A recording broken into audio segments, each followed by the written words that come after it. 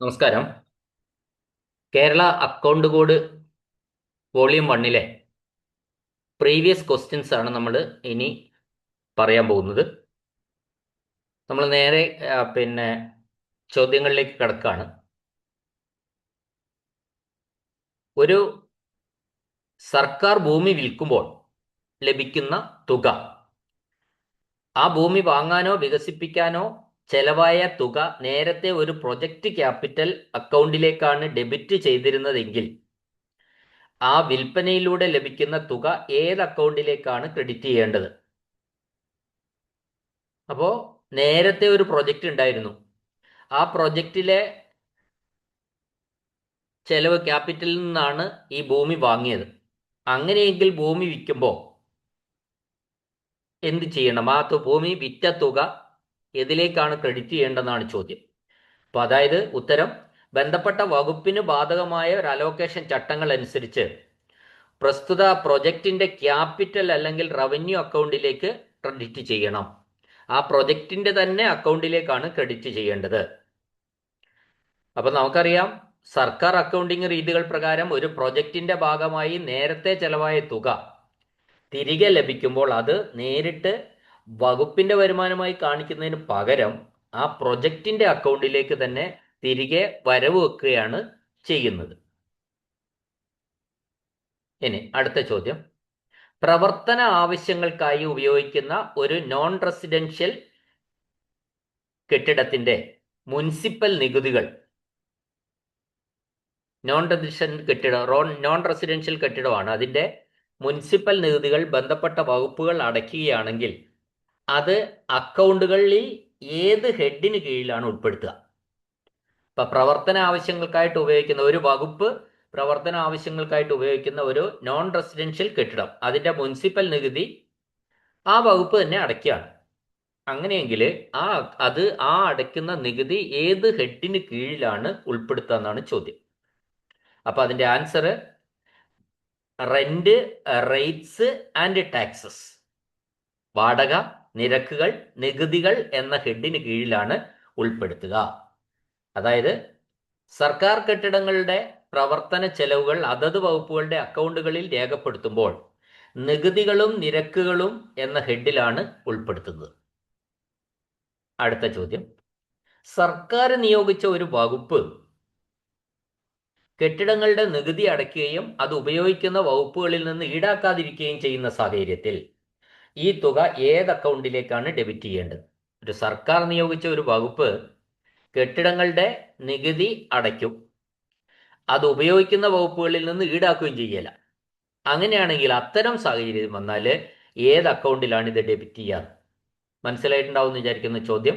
സർക്കാർ നിയോഗിച്ച ഒരു വകുപ്പ് കെട്ടിടങ്ങളുടെ നികുതി അടയ്ക്കും, പക്ഷെ അത് ഉപയോഗിക്കുന്ന വകുപ്പുകളിൽ നിന്ന് ആ നികുതി ഈടാക്കാതിരിക്കുകയും ചെയ്യുന്ന സാഹചര്യത്തിൽ ഈ തുക ഏത് അക്കൗണ്ടിലാണ് ഡെബിറ്റ് ചെയ്യേണ്ടത്? അപ്പോൾ അതിൻ്റെ ആൻസർ 2070 അല്ലെ 2070 മറ്റ് administrative services one other expenditure, മറ്റ് ചെലവുകൾ എന്ന ഹെഡിലാണ് ഡെബിറ്റ് ചെയ്യുന്നത്, എന്ന അക്കൗണ്ടിലേക്കാണ് ഡെബിറ്റ് ചെയ്യുന്നത്. അപ്പോൾ അത് പറയുമ്പോൾ എന്താ പറയേണ്ടത്? English 2070 other administrative services one other expenditure. ഇപ്പോൾ ഒരു പ്രത്യേക വകുപ്പ് സാധാരണഗതിയിൽ സർക്കാർ കെട്ടിടങ്ങളുടെ നികുതി ബാധ്യതകൾ ഏറ്റെടുക്കുമ്പോൾ അത് പൊതുവായ ഭരണപരമായ ചെലവായി കണക്കാക്കി 2070 അതർ അഡ്മിനിസ്ട്രേറ്റീവ് സർവീസസ് എന്ന ഹെഡിലാണ് രേഖപ്പെടുത്തുന്നത്. അതുകൊണ്ടാണ് അങ്ങനെ വന്നിരിക്കുന്നത്. അടുത്ത ഒരു ചോദ്യം, റെയിൽവേ വകുപ്പിന്റെ റെസിഡൻഷ്യൽ അല്ലെങ്കിൽ നോൺ റെസിഡൻഷ്യൽ കെട്ടിടങ്ങളുടെ നികുതികൾ എവിടെയാണ് ഡെബിറ്റ് ചെയ്യേണ്ടത്? റെയിൽവേ വകുപ്പിൻ്റെയാണ്. റെസിഡൻഷ്യൽ ആയിട്ടുള്ളതോ നോൺ റെസിഡൻഷ്യൽ ആയിട്ടുള്ളതോ കെട്ടിടങ്ങളുടെ നികുതികൾ എവിടെയാണ് ഡെബിറ്റ് ചെയ്യേണ്ടതെന്നാണ് ചോദ്യം. അത് റെയിൽവേ ബഡ്ജറ്റിലാണ്. അപ്പോൾ നമ്മൾ റെയിൽവേ എന്നത്, ഉത്തരം റെയിൽവേ ബഡ്ജറ്റാണ്. റെയിൽവേ എന്നത് കേന്ദ്ര സർക്കാരിന്റെ പ്രത്യേക വകുപ്പായതിനാൽ അവരുടെ കെട്ടിടങ്ങളുമായി ബന്ധപ്പെട്ട എല്ലാ ചെലവുകളും നികുതികളും റെയിൽവേ ബജറ്റിൽ നിന്നാണ് കൈകാര്യം ചെയ്യുന്നത്. അടുത്ത ചോദ്യം, GPF ജനറൽ പ്രൊവിഡന്റ് ഫണ്ടിന്മേലുള്ള പലിശയായി സർക്കാർ നൽകുന്ന തുക ഏത് ഹെഡിന് കീഴിലാണ് അക്കൗണ്ട് ചെയ്യുന്നത്? അപ്പൊ GPF-ന്മേലുള്ള പലിശ, അതായത് ജനറൽ പ്രോവിഡന്റ് ഫണ്ടിന്റെ മുകളിൽ പലിശ കിട്ടാറുണ്ട് എല്ലാവർക്കും. അത് സർക്കാർ പലിശയായിട്ട് സർക്കാർ നൽകുന്ന തുക ഏത് ഹെഡിന് കീഴിലാണ് അക്കൗണ്ട് ചെയ്യുന്നത്? അത് 2049 ഇൻട്രസ്റ്റ് പേയ്മെന്റ്സ്, 2049 ഇൻട്രസ്റ്റ് പേയ്മെന്റ്സ് എന്ന ഹെഡിന് കീഴിലാണ് പിന്നെ അക്കൗണ്ട് ചെയ്യുന്നത്. അതിൻ്റെ ഒരു വിശദീകരണം പറഞ്ഞാൽ, സാധാരണ സർക്കാർ ജീവനക്കാരുടെ പ്രോവിഡന്റ് ഫണ്ട് നിക്ഷേപത്തിന് സർക്കാർ നൽകുന്ന പലിശ ശരിക്കും സർക്കാരിനെ സംബന്ധിച്ചിടത്തോളം സർക്കാരിൻ്റെ ഒരു പ്രധാനപ്പെട്ട ചെലവാണത്. ഇത് അക്കൗണ്ടിങ്ങിൽ ഇൻട്രസ്റ്റ് പേയ്മെന്റ് 2049 എന്ന വിഭാഗത്തിലാണ് ഉൾപ്പെടുത്തിയിട്ടുള്ളത്. അടുത്ത ചോദ്യം, സർക്കാർ വായ്പകൾക്ക് നൽകുന്ന പലിശ ഏത് ഹെഡിലാണ് ഡെബിറ്റ് ചെയ്യുന്നത്? സർക്കാർ വായ്പകൾക്ക് നൽകുന്ന പലിശ ഏത് ഹെഡിലാണ് ഡെബിറ്റ് ചെയ്യുന്നത്? എൻ്റെ ആൻസർ ഇത് തന്നെ, 2049 ഇൻട്രസ്റ്റ് പേയ്മെന്റ്സ് എന്ന ഹെഡിലാണ് ഡെബിറ്റ് ചെയ്യുന്നത്. അപ്പോൾ സാധാരണഗതിയിൽ അതിനെപ്പറ്റി പറഞ്ഞാൽ, സാധാരണഗതിയിൽ വിവിധ സ്രോതസ്സുകളിൽ നിന്ന് എടുക്കുന്ന വായ്പകൾക്ക് നൽകി വരുന്ന പലിശ തുക സർക്കാർ ബജറ്റിൽ 2049 ഇൻട്രസ്റ്റ് പേയ്മെന്റ്സ് എന്ന മേജർ ഹെഡിന് കീഴിലാണ് രേഖപ്പെടുത്തുന്നത്. അടുത്ത ചോദ്യം, ടോളുകളിൽ നിന്നുള്ള വരുമാനം ഏത് മേജർ ഹെഡിലാണ് ക്രെഡിറ്റ് ചെയ്യുന്നത്? ടോള്, അത് ആൻസർ 1054 റോഡ്സ് ആൻഡ് ബ്രിഡ്ജസ്, റോഡുകളും പാലങ്ങളും. 1054 റോഡ്സ് ആൻഡ് ബ്രിഡ്ജസ് എന്ന ഹെഡിലാണ് പിന്നെ മേജർ ഹെഡിലാണ് ടോളുകളിൽ നിന്നുള്ള വരുമാനം ക്രെഡിറ്റ് ചെയ്യുന്നത്. ഇപ്പൊ സാധാരണ നമുക്കറിയാം, അതിനെപ്പറ്റി പറഞ്ഞാൽ ഇപ്പോൾ റോഡുകളും പാലങ്ങളും ഉപയോഗിക്കുന്നതിന് ഈടാക്കുന്ന ടോൾ തുക സർക്കാരിന്റെ വരുമാനമായിട്ടാണ് കണക്കാക്കുന്നത്. സർക്കാർ അക്കൗണ്ടിംഗ് രീതി പ്രകാരം ഇത്തരം വരുമാനങ്ങൾ 1054 റോഡ്സ് ആൻഡ് ബ്രിഡ്ജസ് എന്ന മേജർ ഹെഡിലാണ് ക്രെഡിറ്റ് ചെയ്യപ്പെടുന്നത്. അടുത്ത ചോദ്യം, ഉൾപ്പെട്ടിരിക്കുന്ന ചെലവിന്റെ സ്വഭാവവും വ്യാപ്തിയും കണക്കിലെടുത്ത് ഒരു ചെലവ് ഏത് വിഭാഗത്തിൽ പെടുന്നു എന്ന് തരംതിരിക്കുന്നതിന് സർക്കാർ കൃത്യമായ മാനദണ്ഡങ്ങൾ നിശ്ചയിക്കണം. അത് ഏത് വിഭാഗമാണ്? ഉൾപ്പെട്ടിരിക്കുന്ന ചെലവിന്റെ സ്വഭാവവും വ്യാപ്തിയും കണക്കിലെടുത്ത് ഒരു ചെലവ് ഏത് വിഭാഗത്തിൽ പെടുന്നു എന്ന് തരംതിരിക്കുന്നതിന് സർക്കാർ കൃത്യമായ മാനദണ്ഡങ്ങൾ നിശ്ചയിക്കണം. അത് ഏത് വിഭാഗമാണ്? അത് റവന്യൂ അല്ലെങ്കിൽ ക്യാപിറ്റലാണ്. രണ്ട് വിഭാഗങ്ങളാണ് പ്രധാനമായിട്ടുള്ളത്, റവന്യൂ, ക്യാപിറ്റൽ. അപ്പോൾ സർക്കാർ നടത്തുന്ന ചെലവുകളെ പ്രധാനമായിട്ടും നമ്മൾ റവന്യൂ ചെലവുകൾ എന്താ ദൈനംദിന പ്രവർത്തനങ്ങൾക്കുള്ളത് എന്നും, ക്യാപിറ്റൽ അല്ലെങ്കിൽ മൂലധന ചെലവുകൾ, അത് ആസ്തികൾ സൃഷ്ടിക്കുന്നതിനോ കടം വീട്ടുന്നതിനോ ഉള്ളതാണ് ഈ ക്യാപിറ്റൽ എക്സ്പെൻഡിച്ചർ എന്ന് പറയും, എന്നും രണ്ടായിട്ടാണ് തരംതിരിക്കുന്നത്. അപ്പോൾ ഇവ രണ്ടും തമ്മിൽ വേർതിരിച്ചറിയാൻ വ്യക്തമായ മാനദണ്ഡങ്ങൾ ആവശ്യമാണ്. ഇത്രയേ ഉള്ളൂ. അപ്പോൾ രണ്ട് ഐറ്റമാണ് വേർതിരിച്ചറിയേണ്ടത്, അത് റവന്യൂ ആണോ ക്യാപിറ്റൽ ആണോ എന്ന കാര്യം മാത്രം. അടുത്ത ചോദ്യം, റവന്യൂവിൽ നിന്ന് കണ്ടെത്തേണ്ട എല്ലാ ചെലവുകളും തുടക്കത്തിലും അവസാനത്തിലും എവിടെയാണ് ഡെബിറ്റ് ചെയ്യേണ്ടത്? റവന്യൂവിൽ നിന്ന് കണ്ടെത്തേണ്ട എല്ലാ ചെലവുകളും തുടക്കത്തിലും അവസാനത്തിലും എവിടെയാണ് ഡെബിറ്റ് ചെയ്യേണ്ടത്? അത് റവന്യൂ അക്കൗണ്ടിലാണ്. റവന്യൂവിൽ നിന്ന് കണ്ടെത്തേണ്ട എല്ലാ ചെലവും പിന്നെ ഡെബിറ്റ് ചെയ്യേണ്ടത് റവന്യൂ അക്കൗണ്ടിലാണ്. അപ്പോൾ അതിൻ്റെ ഒരു കാര്യം എന്താണെന്ന് വെച്ചാൽ, ഈ റവന്യൂ അക്കൗണ്ടിൽ നിന്നാണ് സർക്കാർ ദൈനംദിന ചെലവുകൾ നിർവഹിക്കുന്നത്. അതിനാൽ റവന്യൂ ഇനത്തിൽ വരുന്ന എല്ലാ ചെലവുകളും നേരിട്ട് റവന്യൂ അക്കൗണ്ടിലേക്കാണ് വരവ് വെക്കേണ്ടത്, അല്ലെ ഡെബിറ്റ് ചെയ്യേണ്ടത്. ഇത് മറ്റൊരു അക്കൗണ്ട് വഴി വഴിതിരിച്ചു വിടേണ്ട ആവശ്യമില്ല. കാരണം സർക്കാരിൻ്റെ ദൈനംദിന ചെലവുകൾ നടക്കണമെങ്കിൽ റവന്യൂ അക്കൗണ്ടിൽ നിന്നാണ് അത് നിർവഹിക്കുന്നത്. അതുകൊണ്ട് റവന്യൂ ഇനത്തിൽ വരുന്ന എല്ലാ ചെലവുകളും നേരിട്ട് റവന്യൂ അക്കൗണ്ടിലേക്കാണ് വരവ് വെക്കേണ്ടത്. അടുത്ത ചോദ്യം, പൊതുവായ ഒരു നിയമം എന്ന നിലയിൽ ഒരു കൊമേഴ്സ്യൽ ഡിപ്പാർട്ട്മെന്റ് ഉൾപ്പെടെയുള്ള ഏതൊരു വകുപ്പിലെയും എല്ലാ ചെലവുകളും അക്കൗണ്ടിന്റെ ഏത് ഭാഗത്താണ് രേഖപ്പെടുത്തേണ്ടത്? പൊതുവായ ഒരു നിയമം എന്ന നിലയിൽ ഒരു കൊമേഴ്സ്യൽ ഡിപ്പാർട്ട്മെന്റ് ഉൾപ്പെടെയുള്ള ഏതൊരു വകുപ്പിലെയും എല്ലാ ചെലവുകളും അക്കൗണ്ടിൻ്റെ ഏത് ഭാഗത്താണ് രേഖപ്പെടുത്തേണ്ടത്? അപ്പോൾ അതിൻ്റെ answer expenditure side of the account. അത് അക്കൗണ്ടിൻ്റെ ചെലവുകളുടെ ഭാഗത്താണ് രേഖപ്പെടുത്തേണ്ടത്. അപ്പോൾ അതിനെപ്പറ്റി പറഞ്ഞാൽ നമുക്കറിയാം, സർക്കാർ അക്കൗണ്ടിങ് രീതി അനുസരിച്ച് ഒരു വകുപ്പിൻ്റെ വരവുകളും ചെലവുകളും വെവ്വേറെയാണ് കണക്കാക്കുന്നത്. ചെലവുകളെ സംബന്ധിച്ചിടത്തോളം അവ എപ്പോഴും അക്കൗണ്ടിങ്ങിൻ്റെ എക്സ്പെൻഡിച്ചർ സൈഡ് അഥവാ ചെലവ് ഭാഗത്ത് മാത്രമേ രേഖപ്പെടുത്താവൂ. ഒരു കൊമേഴ്സ്യൽ ഡിപ്പാർട്ട്മെന്റിനായാലും ഈ നിയമം ബാധകമാണ്. ചെലവുകളെ ഒരിക്കലും റെസീറ്റ് ഭാഗത്ത് അല്ലെങ്കിൽ വരവിൻ്റെ ഭാഗത്ത് രേഖപ്പെടുത്തിയിട്ട് ക്രമീകരിക്കാൻ പാടില്ല. അടുത്ത ചോദ്യം, ഒരു പ്രത്യേക വകുപ്പിനെയോ വകുപ്പിൻ്റെ പ്രവർത്തനത്തെയോ വാണിജ്യ വകുപ്പായി അല്ലെങ്കിൽ സ്ഥാപനമായി കണക്കാക്കണോ എന്ന് തീരുമാനിക്കാനുള്ള അധികാരം ആർക്കാണ്? ചോദ്യം മനസ്സിലായിട്ടുണ്ടാവും. ഒരു പ്രത്യേക വകുപ്പിനെയോ വകുപ്പിൻ്റെ പ്രവർത്തനത്തെയോ അത് വാണിജ്യ വകുപ്പായിട്ടാണോ മറ്റ് സ്ഥാപനമായി കണക്കാക്കണോ എന്ന് തീരുമാനിക്കാനുള്ള അധികാരം ആർക്കാണെന്നാണ് ചോദിച്ചത്. ആ അധികാരം സർക്കാരിനാണ്.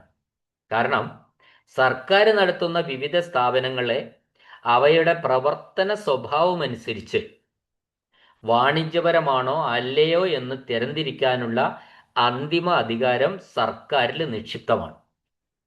ഓക്കെ, അതായത് സർക്കാർ നടത്തുന്ന വിവിധ സ്ഥാപനങ്ങളെ അവയുടെ പ്രവർത്തന സ്വഭാവമനുസരിച്ച് അത് വാണിജ്യപരമാണോ അല്ലയോ എന്ന് തരംതിരിക്കാനുള്ള അന്തിമ അധികാരം സർക്കാരിൽ നിക്ഷിപ്തമാണ്.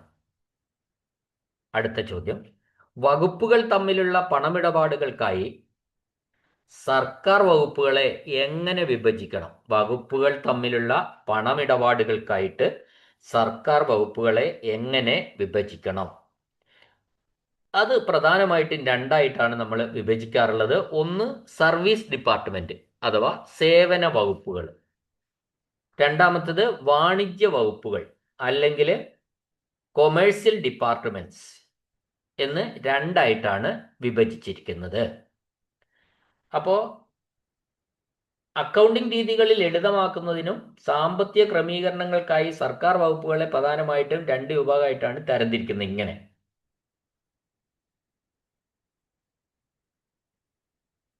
അപ്പോൾ ആ രണ്ട് വിഭാഗങ്ങളാണ് ഇപ്പം ഞാൻ പറഞ്ഞത്, സേവന വിഭാഗം അല്ലെങ്കിൽ സർവീസ് ഡിപ്പാർട്ട്മെന്റും കൊമേഴ്സ്യൽ ഡിപ്പാർട്ട്മെന്റും. അടുത്ത ചോദ്യം, ചട്ടങ്ങൾ പ്രകാരം സേവന വകുപ്പ് എന്ന വിഭാഗത്തിൽ പെടാത്തത് ഏതാണ്? സേവന വകുപ്പിൽ പെടാത്തത് എന്ന് പറഞ്ഞാൽ അത് കൊമേഴ്സ്യലായിരിക്കുമല്ലോ. ഇപ്പം ഇതിനകത്ത് പോലീസ് ഉണ്ട്, ജയിലുണ്ട്, മെഡിക്കൽ ഉണ്ട്. പോലീസ് ഏത് വിഭാഗ? സർവീസ് വിഭാഗമാണ്. ജയില് സർവീസ് വിഭാഗമാണ്. മെഡിക്കല് സർവീസ് വിഭാഗം. ഈ മൂന്നെണ്ണത്തിനും എന്തില്ല? കൊമേഴ്സ്യൽ സ്വഭാവം ഇല്ല. എന്നാൽ ടെക്സ്റ്റ് ബുക്ക് ഡിപ്പാർട്ട്മെൻ്റാണ് ഇവിടെ ഉത്തരം. ഇപ്പം ടെക്സ്റ്റ് ബുക്ക് ഡിപ്പാർട്ട്മെൻറ്റിന് ഉൽപാദനവും വിതരണവും നടത്തുകയാണ് അവർ. അതുകൊണ്ട് അവയെ നമ്മൾ കൊമേഴ്സ്യൽ സ്വഭാവം അല്ലെ വാണിജ്യ സ്വഭാവം ഉള്ളതായിട്ട് കണക്കാക്കാം. ടെക്സ്റ്റ് ബുക്ക് ഡിപ്പാർട്ട്മെൻറ്റിൽ അതിൻ്റെ ബുക്കുകളുടെ ഉൽപാദനമുണ്ട്, വിതരണവുമുണ്ട്. അതുകൊണ്ട് തന്നെ അതൊരു കൊമേഴ്സ്യൽ സ്വഭാവമുള്ള ഡിപ്പാർട്ട്മെൻ്റാണ്. ഓക്കെ, അടുത്ത ചോദ്യം, ഒരു സേവന വകുപ്പിൻ്റെ പ്രധാന പ്രവർത്തനം എന്താണ്? അതായത് ഒരു സർവീസ് ഡിപ്പാർട്ട്മെൻറ്റിൻ്റെ പ്രധാന പ്രവർത്തനം എന്താണ് എന്നാണ് ചോദിച്ചിരിക്കുന്നത്. സർവീസ് ഡിപ്പാർട്ട്മെന്റ് അതിൽ തന്നെ അർത്ഥമുണ്ട് അല്ലേ? ആൻസർ അത് പൊതുജനങ്ങൾക്ക് മെച്ചപ്പെട്ട സേവനം നൽകുക എന്നുള്ളതാണ് ഒരു സേവന വകുപ്പിൻ്റെ അല്ലെങ്കിൽ സർവീസ് ഡിപ്പാർട്ട്മെൻറ്റിൻ്റെ പ്രധാനപ്പെട്ട ഒരു ലക്ഷ്യം എന്ന് പറയുന്നത്, അല്ലെ പ്രവർത്തനം എന്ന് പറയുന്നത്. അപ്പോൾ അത് സേവന വകുപ്പ് എന്ന് പറയുമ്പോൾ അതിൻ്റെ പ്രധാന ലക്ഷ്യം ലാഭമുണ്ടാക്കലല്ല, മറിച്ച് ജനക്ഷേമത്തിനായിട്ടുള്ള സേവനങ്ങൾ കാര്യക്ഷമമായി നൽകുക എന്നതാണ്. അടുത്ത ചോദ്യം, സേവന വകുപ്പുകൾ എന്തിനു വേണ്ടിയാണ് രൂപീകരിച്ചിരിക്കുന്നത്?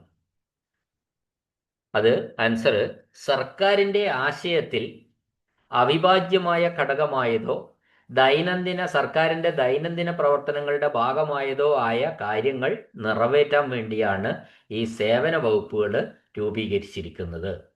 സർക്കാരിൻ്റെ ആശയത്തിൽ അവിഭാജ്യമായ ഘടകമായതോ സർക്കാരിൻ്റെ ദൈനംദിന പ്രവർത്തനങ്ങളുടെ ഭാഗമായതോ ആയിട്ടുള്ള കാര്യങ്ങൾ നിറവേറ്റാൻ വേണ്ടി.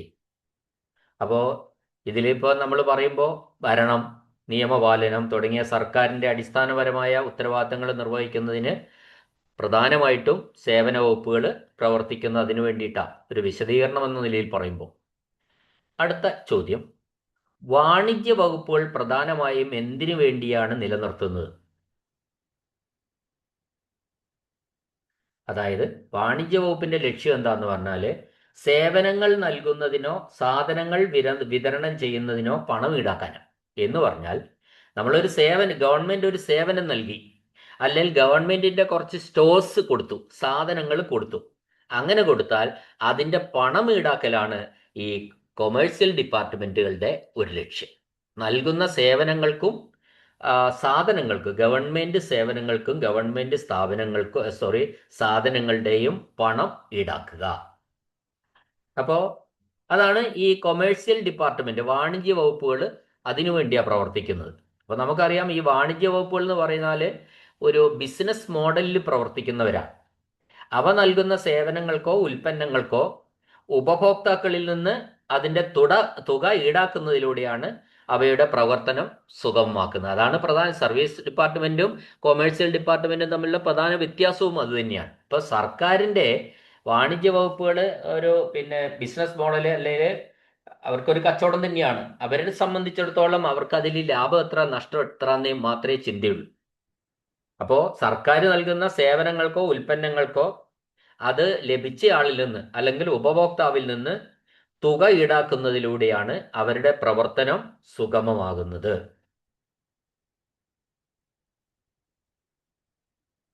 അപ്പോൾ ഇന്ത്യ ഗവൺമെന്റിന്റെ ഒരു വാണിജ്യ വകുപ്പ് ഏതാണ്? കൊമേഴ്സ്യൽ ഡിപ്പാർട്ട്മെന്റ് ചോദിച്ചിരിക്കുക, ഇന്ത്യ ഗവൺമെന്റിന്റെ കേട്ടോ. അതിൽ തന്നിരിക്കുന്ന കുറേ എണ്ണം ഉണ്ട്. ഇന്ത്യ ഗവൺമെന്റ് ആയതുകൊണ്ട് അതിൽ കൊടുത്ത ആൻസർ കോലാർ ഗോൾഡ് മൈൻസ് ആണ്. Gold mines, Kolar. അപ്പോൾ ഈ കൊമേഴ്സ്യൽ വകുപ്പാണ് ചോദിച്ചിരിക്കുന്നത്. അപ്പോൾ ഈ ഖനന പ്രവർത്തനങ്ങൾ, ഗോൾഡ് മൈനിങ് എന്ന് പറഞ്ഞാൽ സ്വർണം ഖനനം ചെയ്യലാണ്. ഖനന പ്രവർത്തനങ്ങൾ ഉൾപ്പെടുന്നതും ഉൽപ്പന്നങ്ങൾ വിറ്റഴിക്കുന്നതുമായതിനാൽ അതാണ് അവർ ചെയ്യുന്നത്. കോലാർ ഗോൾഡ് മൈൻസിനെ നമ്മൾ ഒരു വാണിജ്യ വകുപ്പായിട്ട്, കൊമേഴ്സ്യൽ വകുപ്പായിട്ട് കണക്കാക്കാം. അപ്പോൾ ഉൽപ്പന്നങ്ങൾ ഉണ്ടാക്കുക, ഉൽപ്പന്നം വിറ്റഴിക്കുക, അതാണ് കൊമേഴ്സ്യലിന്റെ ഒരു ലക്ഷ്യം. ഇനി ഒരു സർവീസ് ഡിപ്പാർട്ട്മെന്റിന്റെ കൈവശമുള്ള 1 ഏക്കർ ഭൂമി ലാഭകരമായ ഒരു വാണിജ്യ സംരംഭം തുടങ്ങുന്നതിനായി മറ്റൊരു സർവീസ് ഡിപ്പാർട്ട്മെന്റിന് സൗജന്യമായി കൈമാറി. ചട്ടപ്രകാരം ഇത് ശരിയാണോ? ചോദ്യം കേൾക്കണേ. ഒരു സർവീസ് ഡിപ്പാർട്ട്മെന്റിന്റെ കൈവശമുള്ള 1 ഏക്കർ ഭൂമി ലാഭകരമായ ഒരു വാണിജ്യ സംരംഭം തുടങ്ങുന്നതിനായിട്ട് മറ്റൊരു സർവീസ് ഡിപ്പാർട്ട്മെന്റിന് സൗജന്യമായിട്ട് കൈമാറി. ഇത് ശരിയാണോ എന്നാ ചോദ്യം.